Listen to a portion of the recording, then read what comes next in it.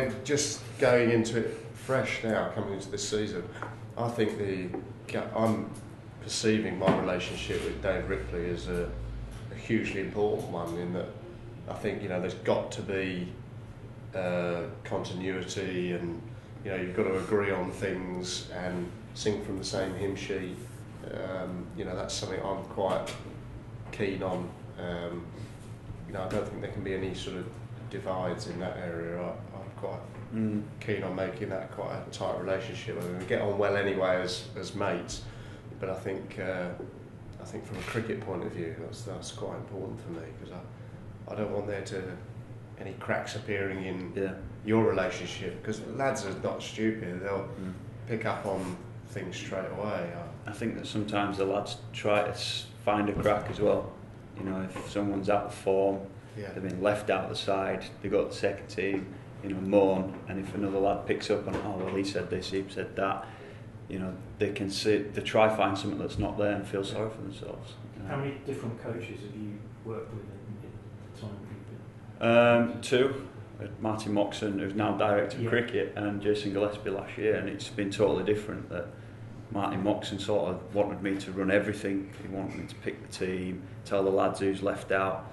I found that quite tough at times. And then Jason Gillespie came in, and he wanted to take all that off me and just concentrate on my own game, which seems to be working quite well at the moment. But I think defining what your roles are going to be before the season start is the main thing. And you know, like Pedro says, is that, you know, you don't want to see any cracks appearing throughout. Yeah.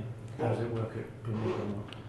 A similar system, I suppose, to what Steve's got in Northamptonshire. We haven't necessarily got a director of cricket. Matthew Mott runs the first team affairs, and we've got, you know, the usual sort of coaches around that, you know, bowling coach, all these sort of guys. But yeah, the relationship that I've got with Matthew Mott is, you know, that's key. I mean, these guys will tell you the same thing. The captain-coach relationship is crucial. You know, publicly, and, you know, to the lads, you need to be seen to be very much singing off the same hymn sheet and giving the same message, whereas, you know, behind the scenes, you know, it is good to be able to discuss things, to be able to, you know, fall out on the odd occasion about decision making process, because that obviously helps you get the right things done.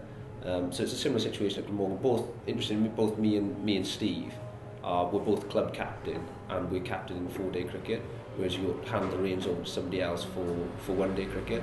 And that's another relationship that, you know, has to be managed quite well as well. I mean, last year Jim Allenby did the 2020 stuff for us, so the relationship between me and Jim then has to be strong. It's almost like a 3-man team then at stages, you know, singing off the same hymn sheet. And I think cricket will probably start going more that way. I know you don't do it at Yorkshire, so to speak, but I found that the break during 2020 crucial last season, just that chance to sort of let go and concentrate on my own game. But is there a danger with these split captaincies? You know, are you, as a 4-day captain, still the most sort of senior of that leadership group, or if you were doing terribly in the championship and then you went and won the 2020, does that suddenly make your position a little bit?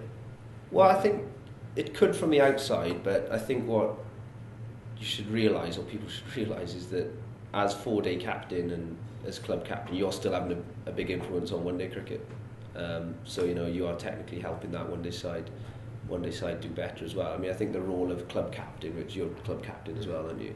I mean, I think that's the sort of title of dealing with, you know, off-field things, I suppose, as well, whereas the 1-day side of it is very much more tactics for that side of the game and running that team in a way. So yeah, I mean, there is obviously a balancing act between making sure people know who is in charge, so to speak, but I think what we all want at the end of the day is players making decisions for themselves anyway. I mean, that's probably how the best teams run, is that you've got your captain just sort of tinkering with things, where you've got decision makers on the field as players who, you know, don't have to be told that, you know, you need to bowl a slow ball now, or, you know, that sort of thing. Are you captain of all? I am, yes, but last year I was injured for most of the 2020, so someone else came in and did that.